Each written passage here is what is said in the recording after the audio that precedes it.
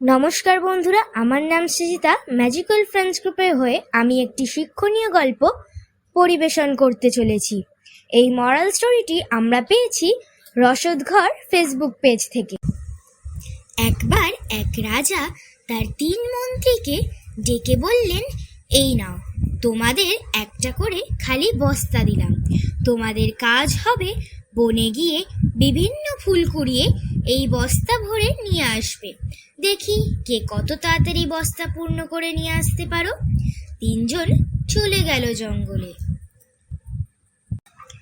প্রথম মন্ত্রী চিন্তা করলো, রাজা বলেছেন তাই ভালো ভালো ফল কুড়িয়ে বস্তা পূর্ণ করি, এবং সেই মতো জঙ্গলের ভালো ফল কুড়িয়ে বস্তা ভরে ফিরে আসলো। দ্বিতীয় মন্ত্রী চিন্তা করলো, রাজা তো সব ফল দেখবে না, তাই হাবিজাবি পচা ফল দিয়ে নিচের দিকে পূর্ণ করে, উপরের দিকে শুধু কিছু ভালো ফল দিয়ে বস্তা পূর্ণ করলো এবং ফিরে আসলো। তৃতীয় মন্ত্রী চিন্তা করলো, রাজার এত সময় কোথায় বস্তা খুলে খুলে দেখবে?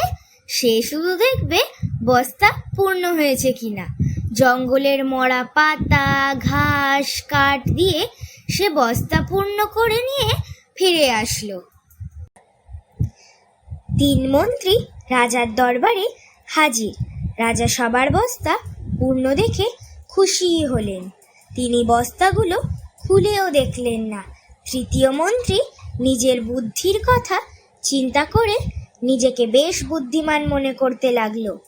রাজা একটু সময় নিয়ে তার মসনদে বসলেন এবং ঘোষণা করলেন, এই 3 মন্ত্রীদের তাদের বস্তাসহ 7 দিনের জন্য কারাগারে পাঠানো হোক এবং প্রত্যেককে 3টে আলাদা আলাদা কক্ষে রাখা হোক। এই 7 দিন তাদের কোনো প্রকার খাবার দেওয়া হবে না।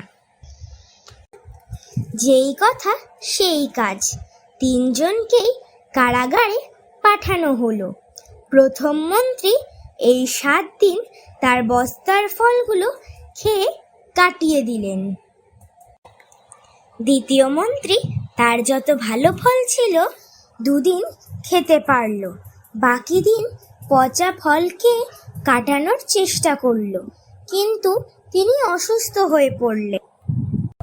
তৃতীয় মন্ত্রীর বস্তায় কোনো ফল ছিল না, তাই তিনি না খেতে পেরে কারাগারেই মারা গেলেন।